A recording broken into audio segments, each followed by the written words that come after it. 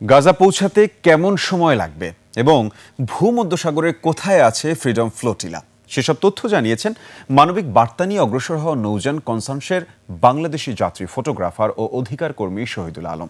এ যাত্রায় আন্তর্জাতিক চাপ সৃষ্টিতে সবার সহায়তা চেয়ে শুভেচ্ছা বার্তা দেয় প্রধান উপদেষ্টা অধ্যাপক মোহাম্মদ ইউনূসকে কৃতজ্ঞতা জানিয়েছেন শহীদুল আলম।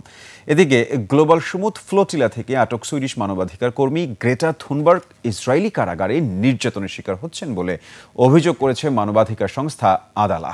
আফসানা নীলা ডেস্ক রিপোর্ট।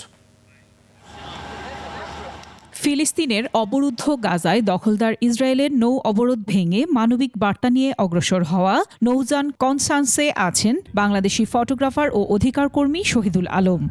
আজকে ফিলিস্তিনি টাইম জোনে এসেছি। রোববার বাংলাদেশ সময় বেলা 11টার পর নিজের ভেরিফাইড ফেসবুক পেজে এক পোস্টে ড্রিকের ব্যবস্থাপনা পরিচালক ভূমধ্যসাগরে নিজের অবস্থান জানান।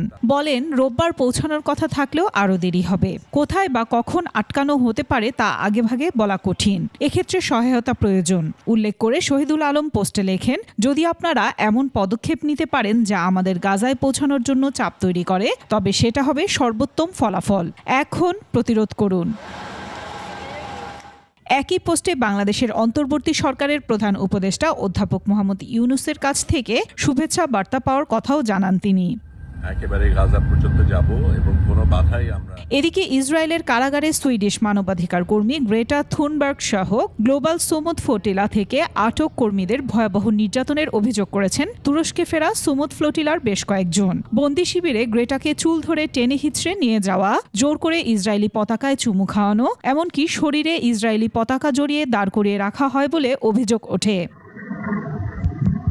গার্ডিয়ানের প্রতিবেদনে বলা হয়, থুনবার্গকে অনুপযুক্ত পরিবেশে রাখা হয়েছে। তিনি পানি শূন্যতা ও ছারপোকার কামড়জনিত সমস্যায় ভুগছেন।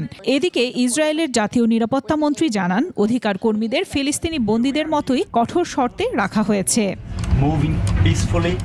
শনিবার সমুদ ফ্লোটিলার 13টি দেশের 137 জন কর্মী ইস্তানবুলে পৌঁছান, যাদের মধ্যে 36 জন তুরস্কের নাগরিক। সেখানে তারা গণমাধ্যমের কাছে ইসরায়েলি বাহিনীর আচরণের বিষয়ে অভিযোগ করেন। আফসানা নীলা, ডেস্ক রিপোর্ট, 21 টেলিভিশন।